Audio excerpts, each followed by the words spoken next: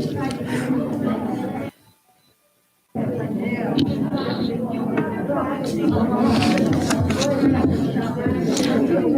morning. Welcome to the Unitarian Universalist Church of Roanoke. I'm Carol Hinguler, your worship associate this morning, and it is so good to see you all. A little cool and chilly, but sunny October morning. Really great. Thanks for being here. We also want to greet those who participate via YouTube. It's good to have you. We can't see you, but we know you're there, and that's really important to us. Also want to extend a special welcome to those who may be visiting with us, perhaps for the first time. We always enjoy having visitors, and we believe that you will find this a really safe space to explore your spirituality, and we hope you'll come back again. Our minister, the Rev. Walter LaFleur, also known as Rev. Walter, is in the pulpit this morning, and he does. The topic of today's sermon will be, Perhaps God is Dead. Interesting. So we also have Walker Hartman, I'm sorry, I'm messing up your name, Walker, who has some board announcements for us now. So I will give over the microphone to Walker.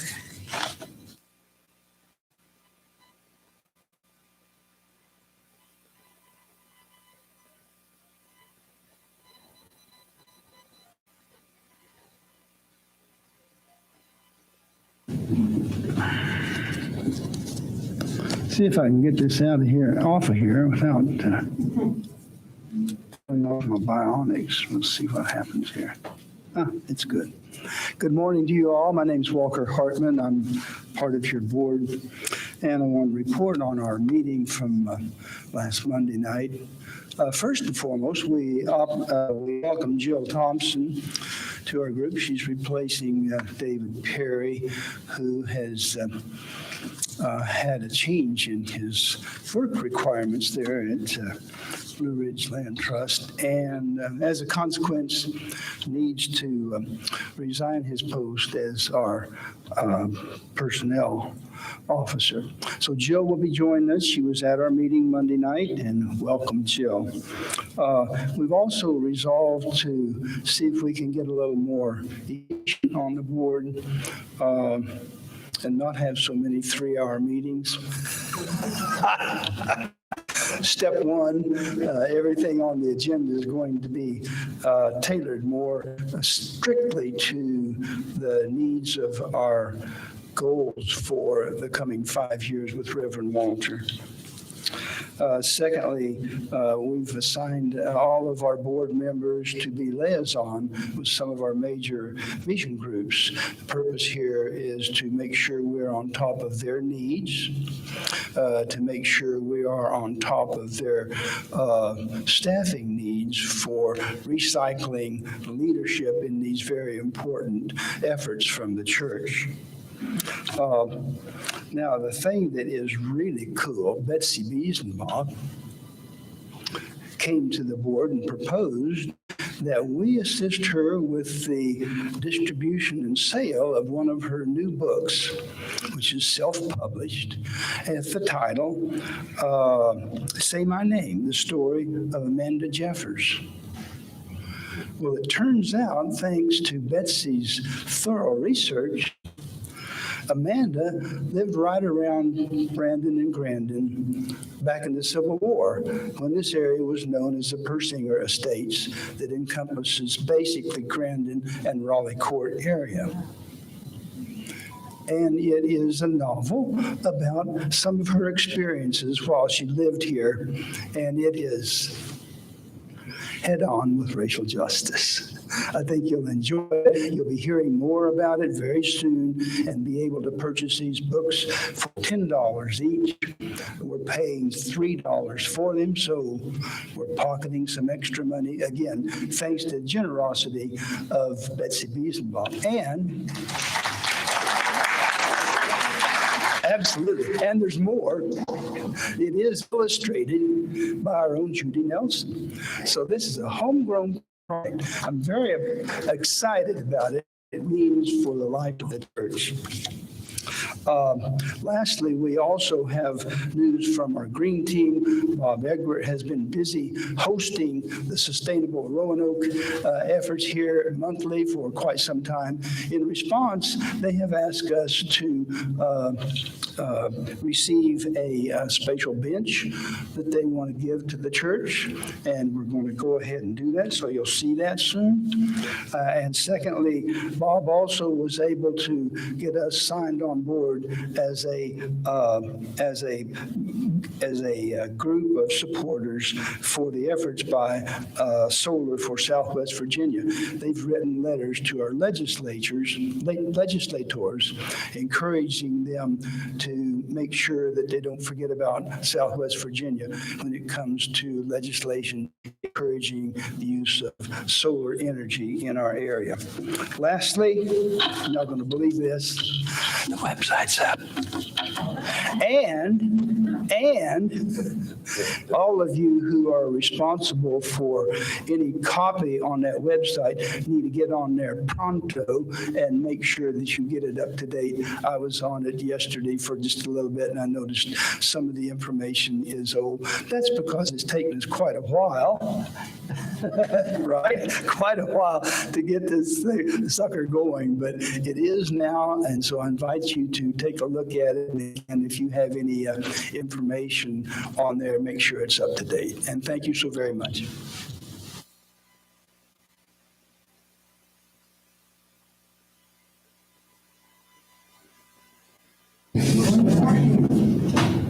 As is our tradition, we'll ring the bell 7 times in honor of our 7 principles.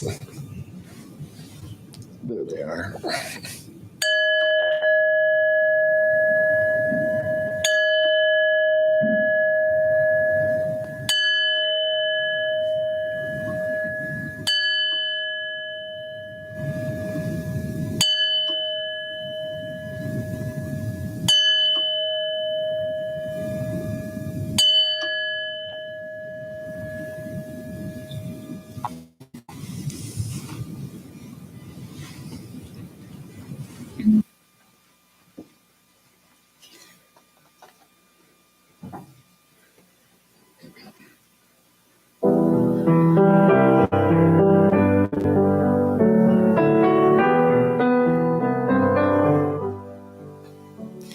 If God had a name, what would it be, and would you call it to his face?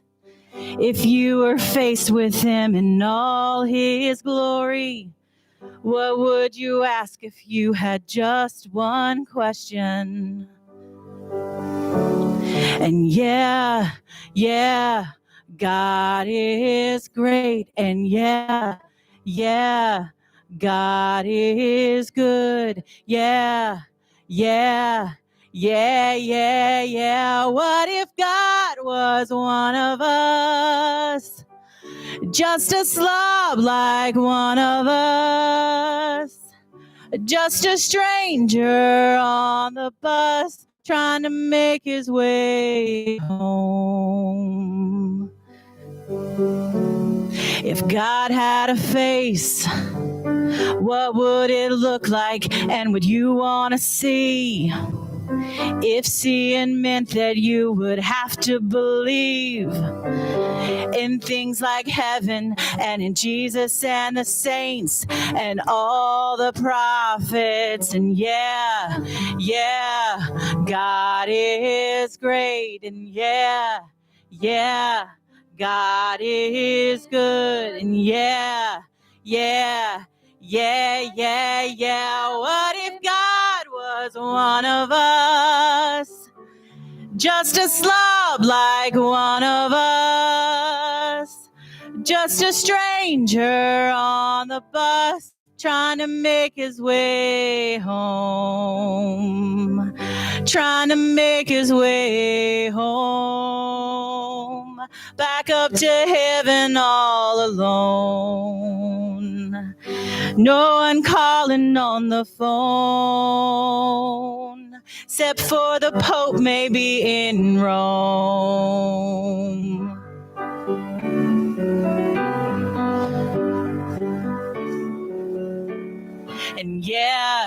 yeah, God is great. And yeah, yeah, God is good. Yeah, yeah, yeah, yeah, yeah. What if God was one of us?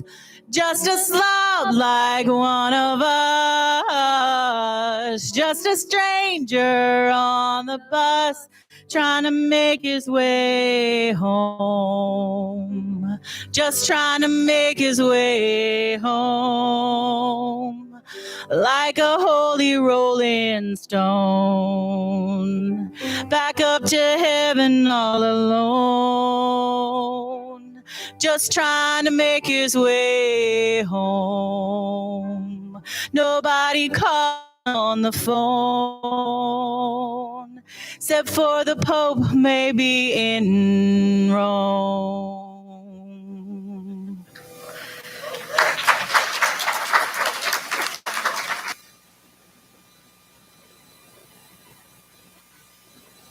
Wonderful, wonderful, wonderful. Thank you. That didn't move you. I think you're not alive.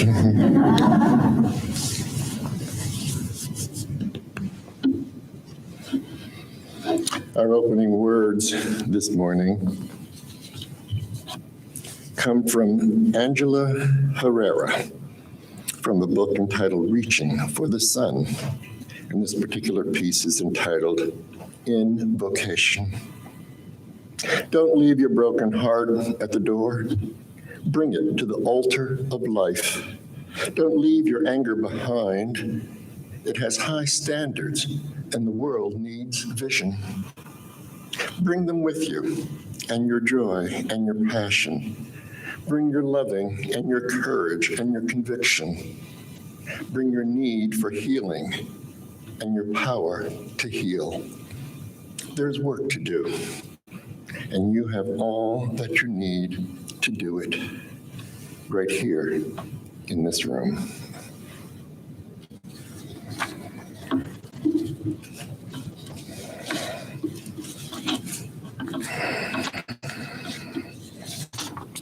Our words of welcome should be up over my head, and they are.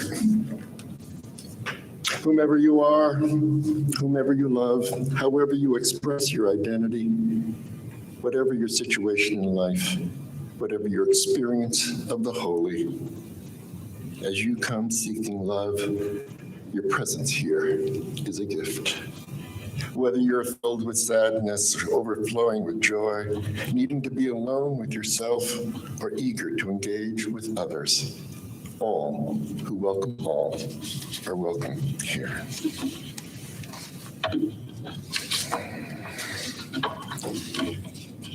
Our chalice lighting words come from our hymnal.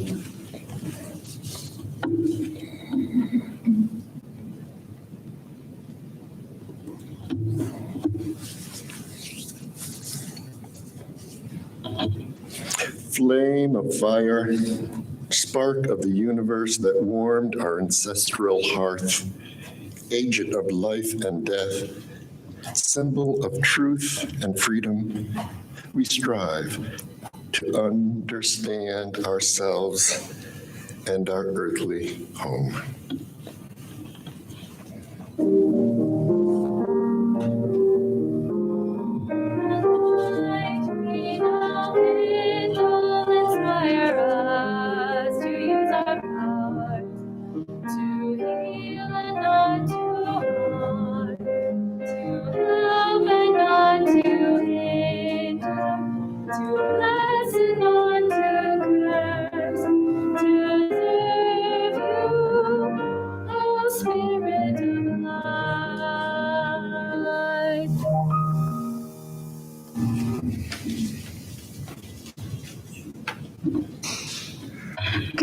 morning. I'm Jessie. I'm the Director of Lifespan Faith Development here. I'm going to take my mask off because it's on upside down. And it was poking my eyeballs. I have a story for you this morning. It's about my 6th grade teacher.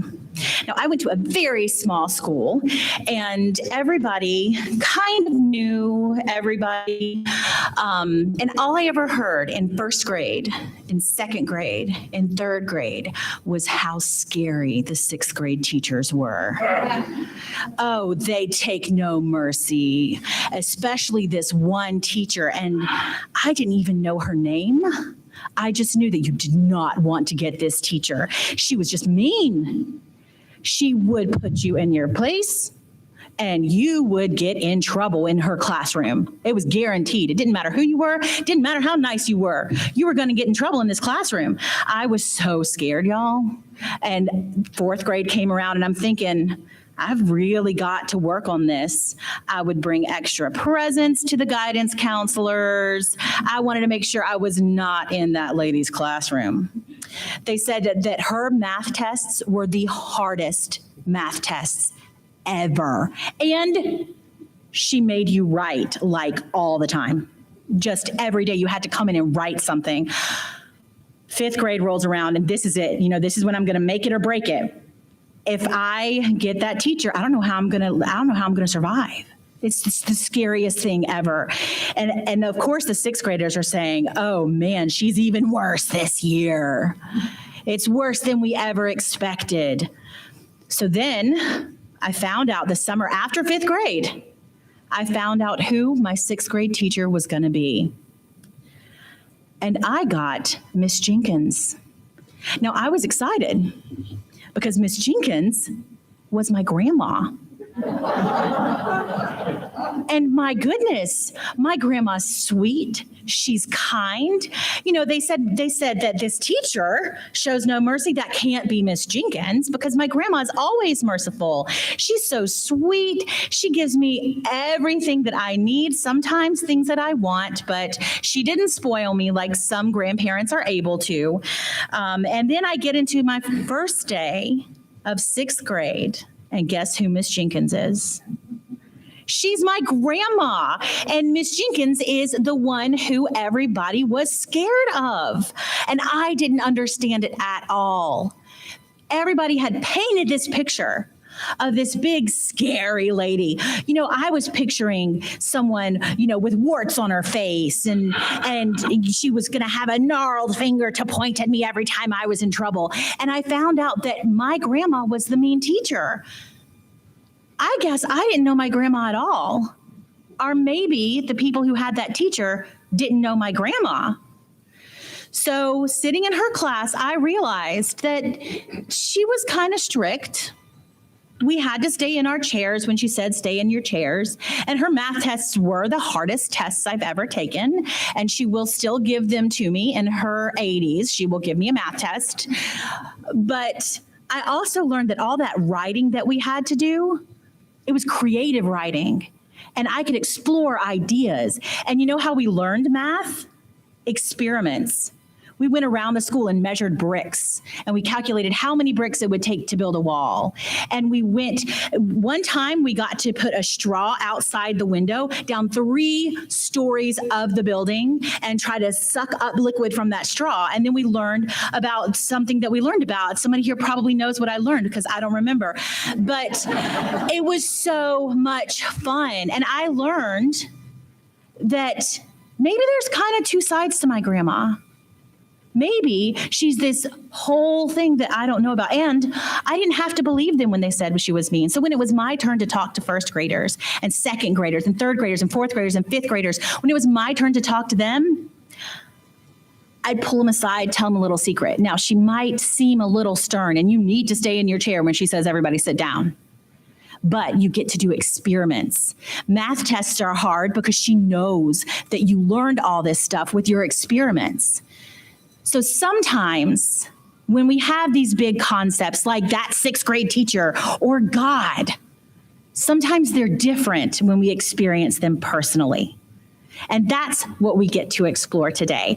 If you are joining me outside, age kindergarten through 5th grade, or anybody else who wants to come along, we are going to be headed outside. Meet us in the lobby, and we're going to have an adventure. And we have a special guest speaker today, too.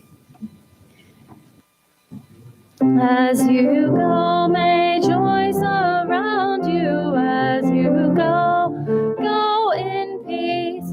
As you go, may love be with you. As you go, go in peace.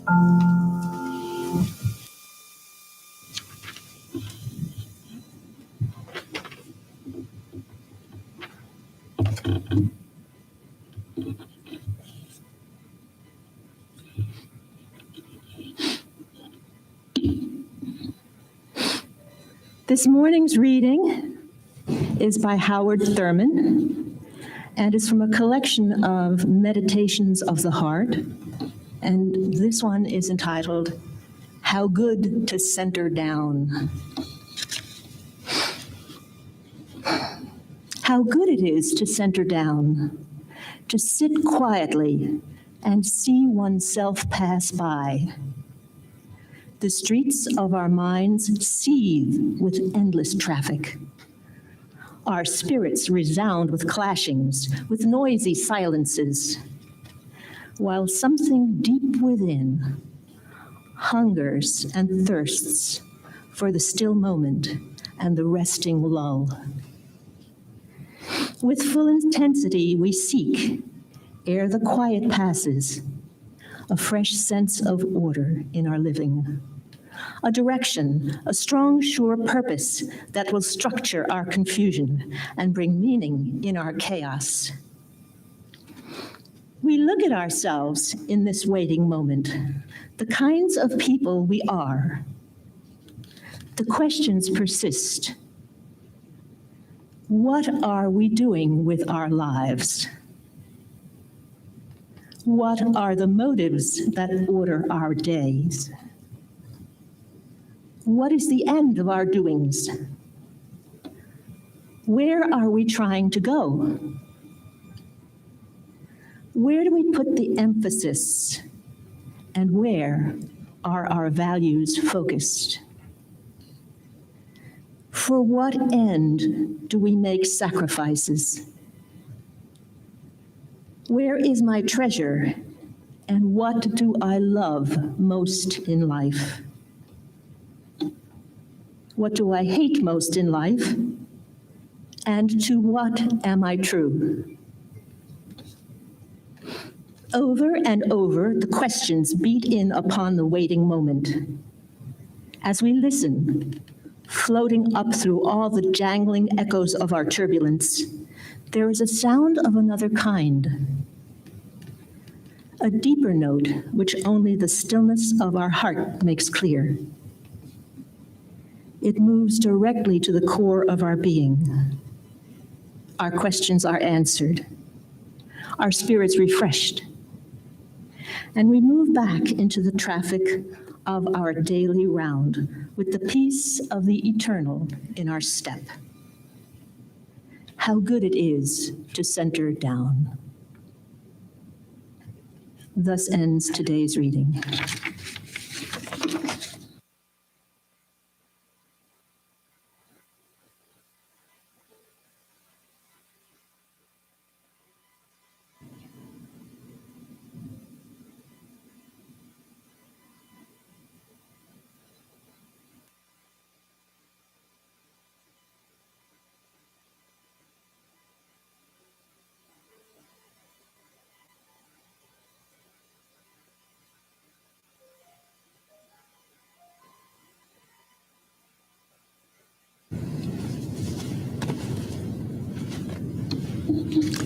Take a moment now to ask for your financial support for this, the Unitarian Universalist Church of Roanoke.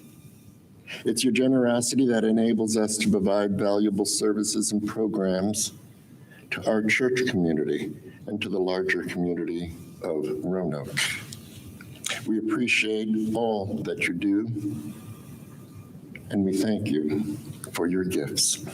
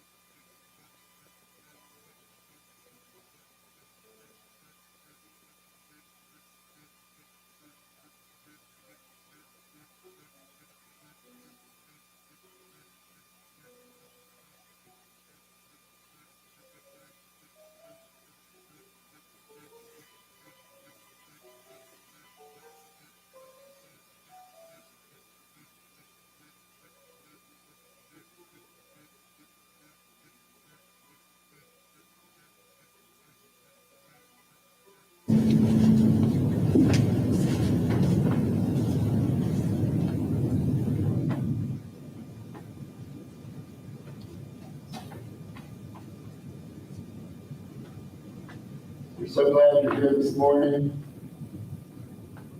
Thank you for coming. Thank you for your generosity. And know that your generosity supports the mission of this church.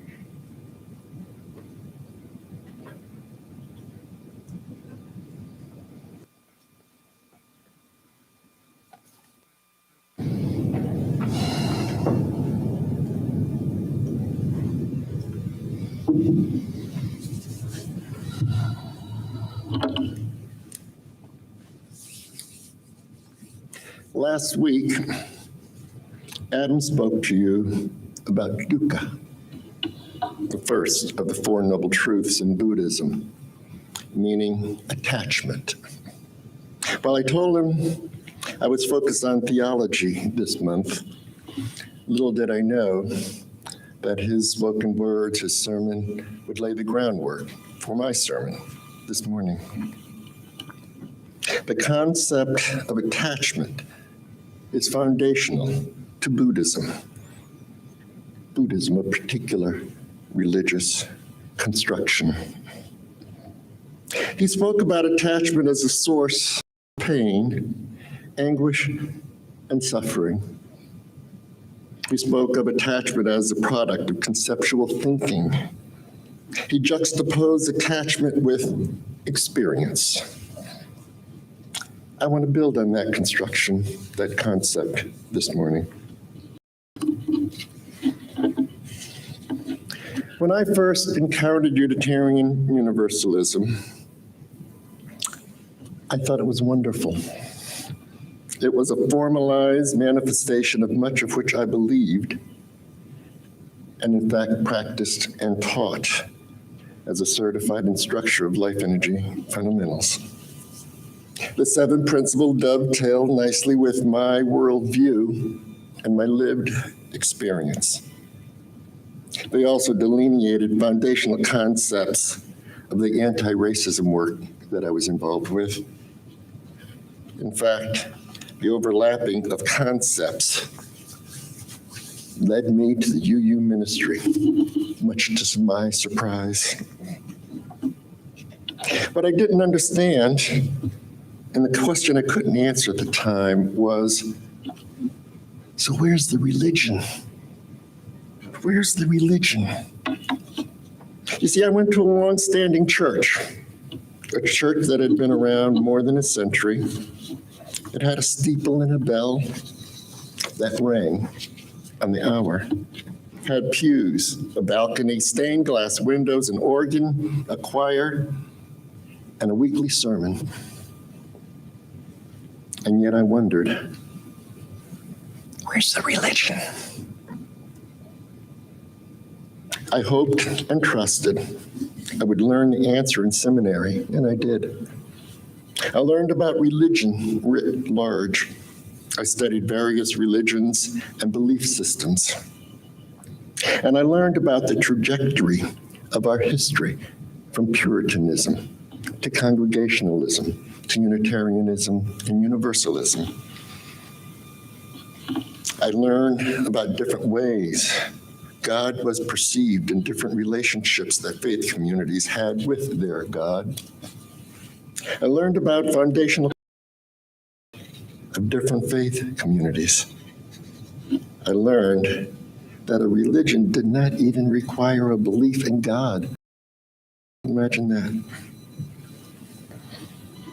Most powerfully, I learned about different ways to think conceptually about religious beliefs and about the nature of God.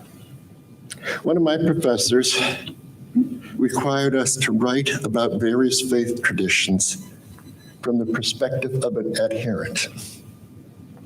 He didn't want an outside-in view. He wanted us to climb into the faith tradition, try it on. What did it mean? How did it feel? What did it do for us? I thought it was a brilliant assignment.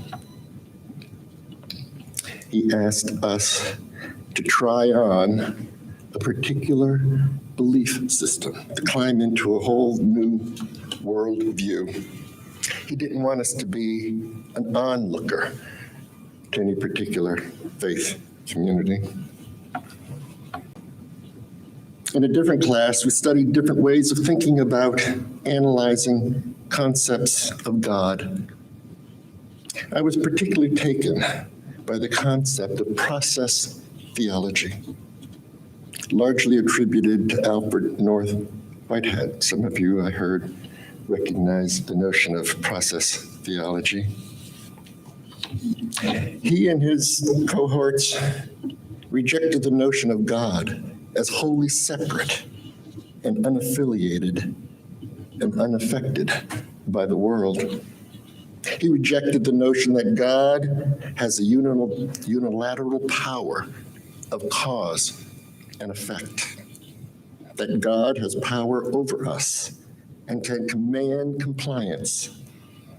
He rejected the notion of God doing miracles. Instead, process theology sees God as being in relationship with the world, as being affected by, as well as affecting, actions and outcomes. That God encourages the right and the good, but cannot command it. That God shares in joy and pain, and at the same time, process theology believes God will never die, and that God is inherently and eternally good.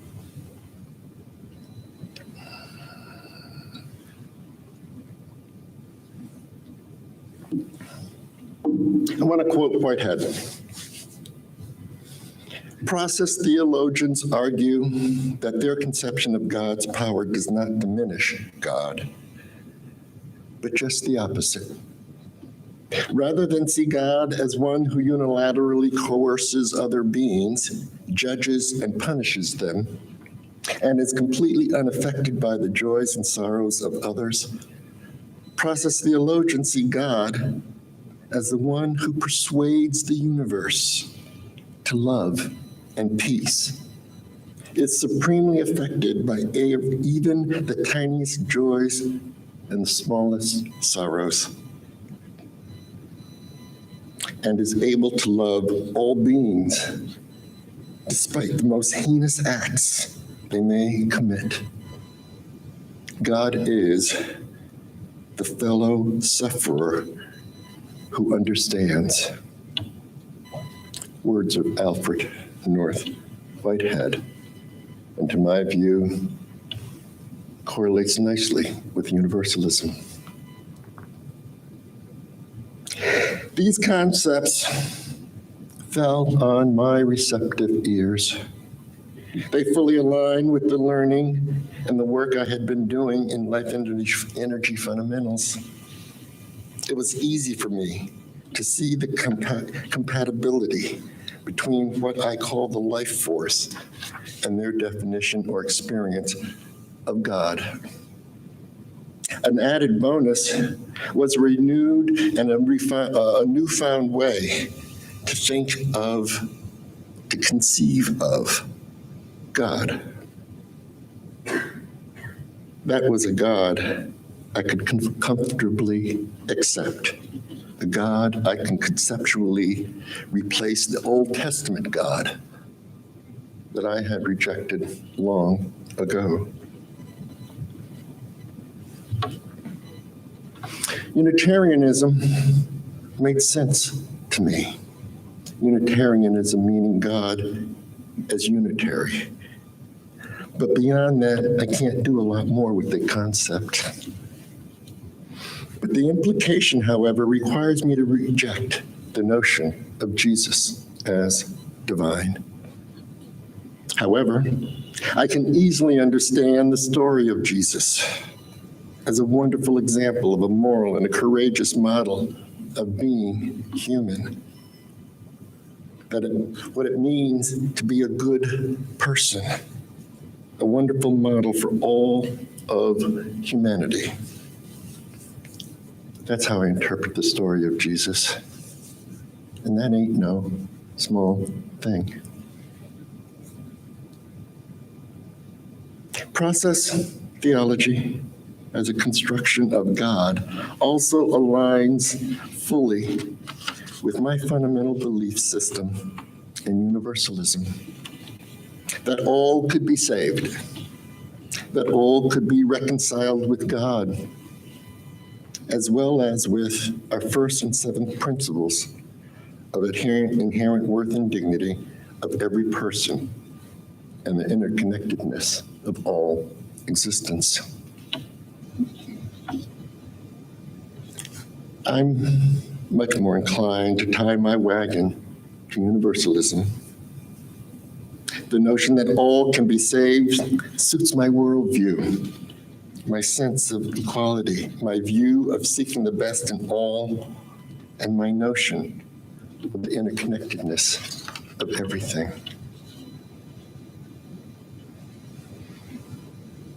So, okay, let me put it all on the table. I want to tell you why I've been going through all of this with you. This whole month, focus on theology, God, and religious belief. But first, I want to adopt a self-protective notion and let you know that I have no ulterior motives in doing this, and that I really don't have any concern as to whether or not you believe in a God. And I'm not trying to sell the notion of God.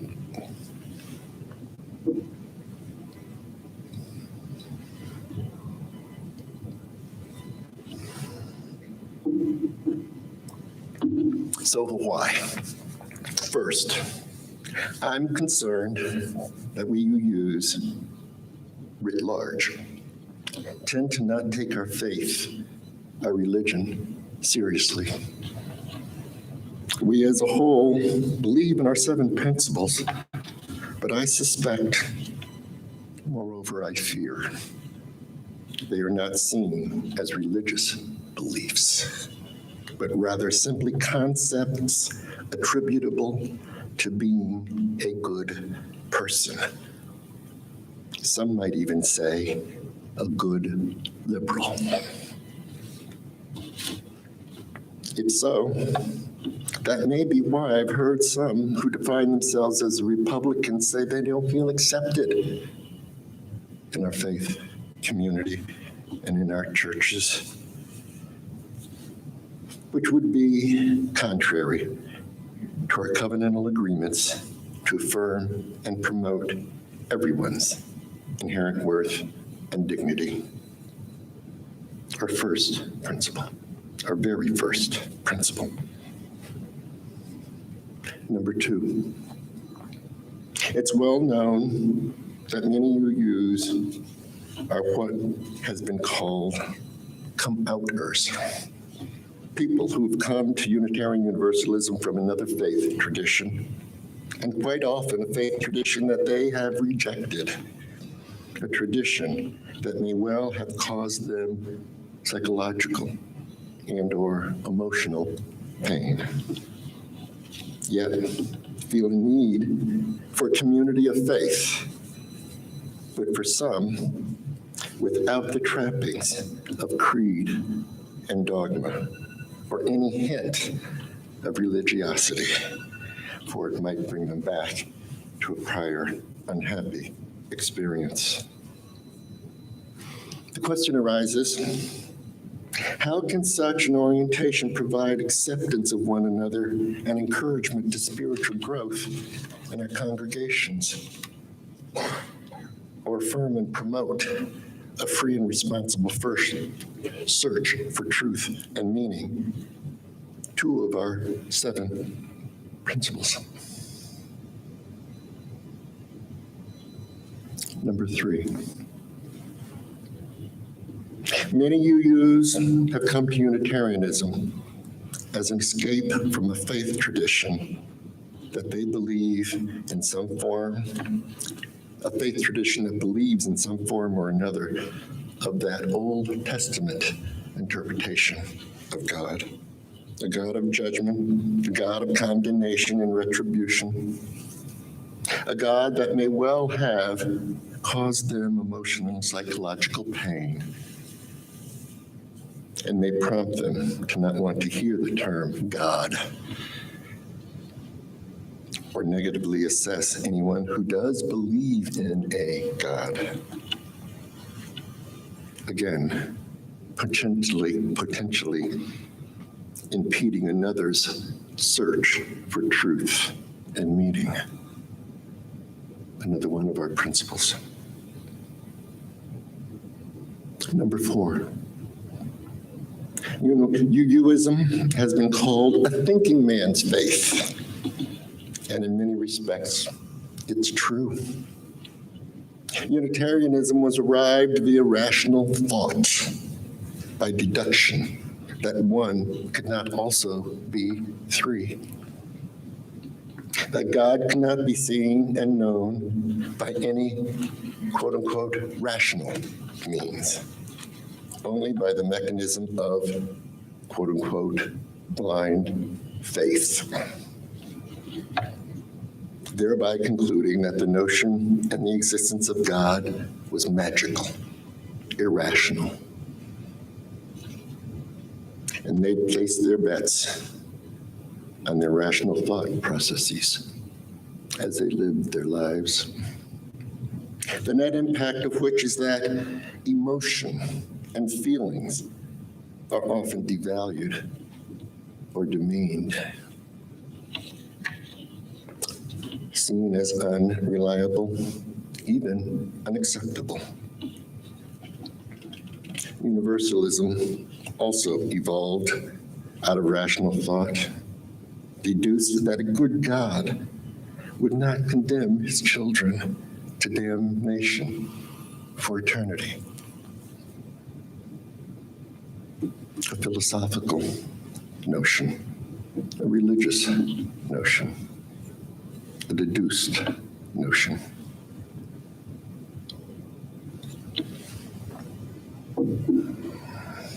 Lastly, because many of the above concepts reflect a judgmental and often defensive position, we, as a faith community, can be perceived as elitist,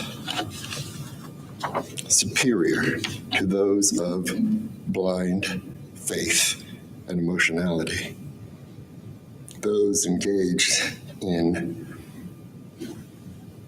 feeling stuff and needing to be aroused. Needless to say,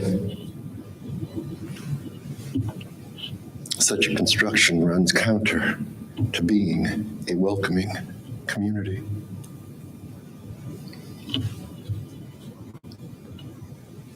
So, as a UU minister, as your UU developmental minister, committed to this faith tradition, I want us to maximize and leverage the power inherent in our belief system, maximize the impact that we can have on our fellow travelers and the world around us, and perhaps, most importantly, to benefit us as individuals.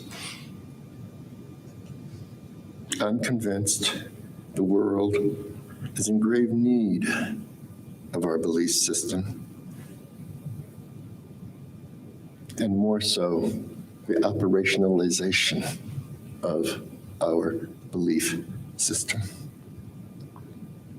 I want us to be more attentive to our own inherent worth and dignity, even on our worst days, and to the inherent worth and dignity of others, maybe especially those we judge negatively. And may we continually return to an awareness of our interconnectedness. May it ground us.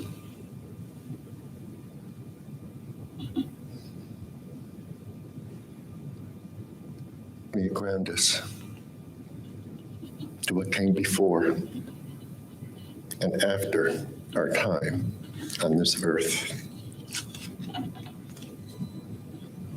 Let us be mindful of our judging minds, the source of what Buddhists call attachment. They come from beliefs. May we be ever better at simply allowing ourselves to experience. Ideally, the here and now, in each moment, experience. My energy teacher used to say, "Who are you to think you know how things ought to be?"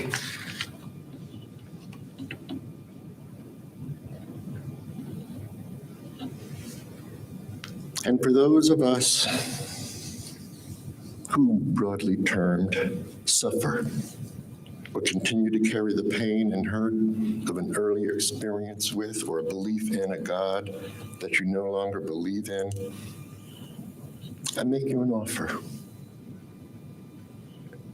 I'd like to convene a couple group sessions with those of you who would be interested in exploring those outmoded beliefs in God, looking back at your experience with that God. How did it come to you? How did you react? What do you feel as you feel? And at the end of a session or two, maybe 3 if it's needed, I'd like to conduct a memorial service to bury those beliefs of that outdated, outlived set of experiences and beliefs.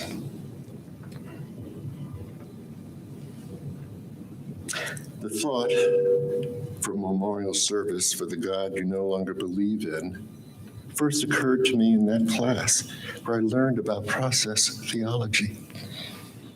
It was such a freeing notion for me that Old Testament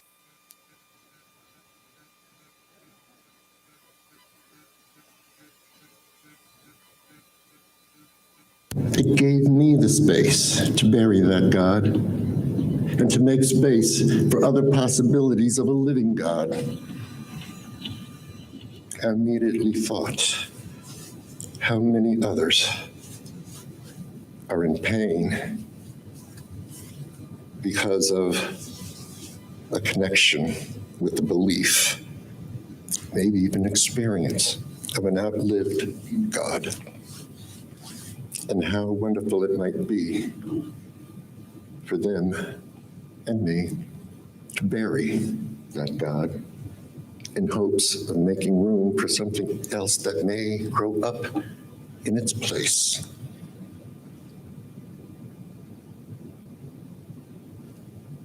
I come back to the concept of dukkha, the first of the 4 noble truths in Buddhism, meaning attachment. Attachment as the source of pain, anguish, and suffering.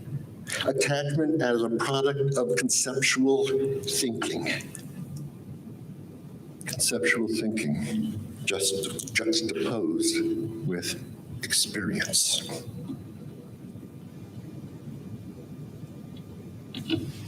May you experience life fully and experience all that life has to offer. May you experience your own joy. Amen. And Ashe. Blessed be.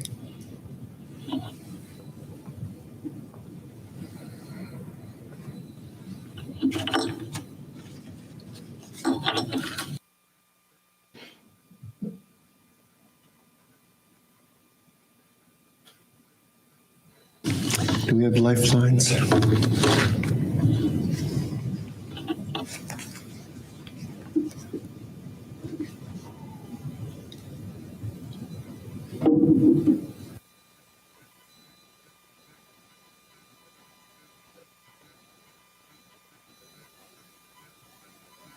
Morning, I'm Michael Smith.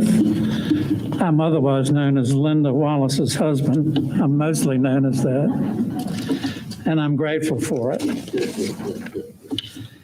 This is Lifelines from the Caring Committee. One of the things that we do is record the current concerns of the congregation as lifelines. If you would like to tell us about a concern or a milestone to be shared, please call or email the church office by noon on Friday, or you can write it. You can call or email Sally Garber or a member of the Caring Committee. You can also write it in the Lifelines book, which is here on the altar, before or after the service. Let us enter into a time of reverence together into this space of love and hope. There are two things. One, as you may know, Sally Garber lost her beloved companion, Josie, some months ago, but she has a new friend, a canine friend named Jesse. And she wanted everybody to know that he has just graduated from obedience kindergarten and has been accepted into the intermediate program. So hooray for Jesse and for Sally. You know, this is much about joys as it is about sorrows. And in our case, Linda and I have a new puppy. This is an experiment in love and tolerance. He's now 12 weeks old, and he is truly now Linda's best friend. So congratulate her on her lovely dog named Cletus. There are no other lifelines at this moment. I would tell you that we have a new arrangement. The more things change, there will be two lifeline bowls, one back here on the right as you come in, and one over here on the left. So after Sunday services, for anyone wishing to silently honor and recognize a joy or concern in their lives, one bowl will be here, another bowl there. You may drop a stone in the bowl to reflect your joy or concern before or after the service.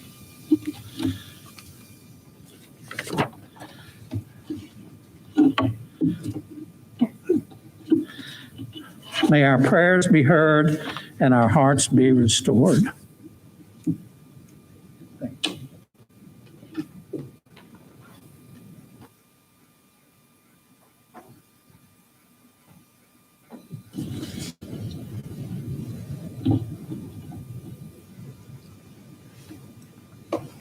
Join me in a moment of prayer and reflection.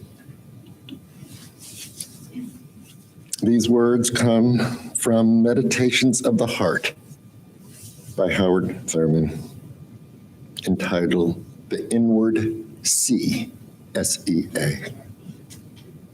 There is in every person an inward sea, and in that sea there is an island, and on that island there is an altar, and standing guard before that altar is the angel with the flaming sword.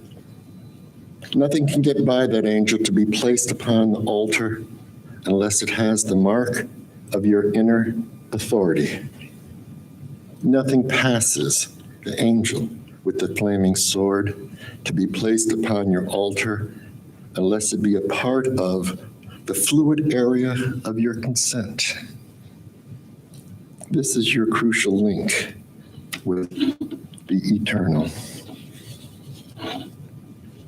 Amen.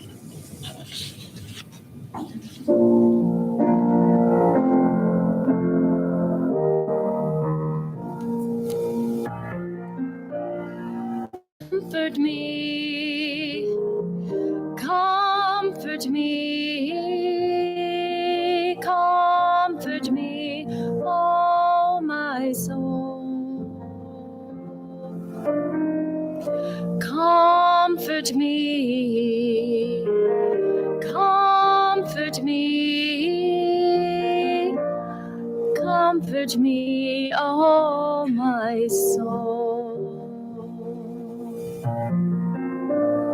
Sing with me, sing with me, sing with me, oh my soul.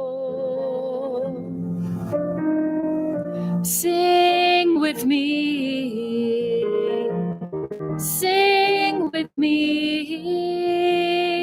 sing with me, oh my soul.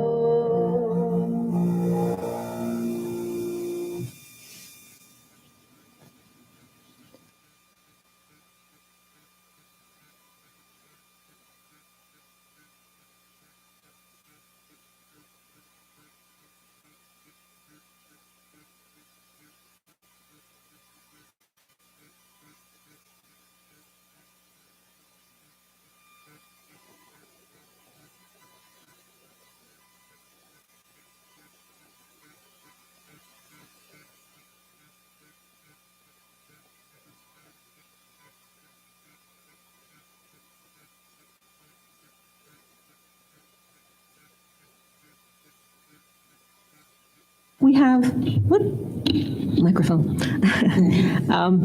We have just a few announcements for you this morning. One is that we had planned to have a few printed copies of the newsletter available each Sunday. There was an issue with the print job this week, so they're going to get the issue fixed so that there will be print copies of the newsletter available on Sundays.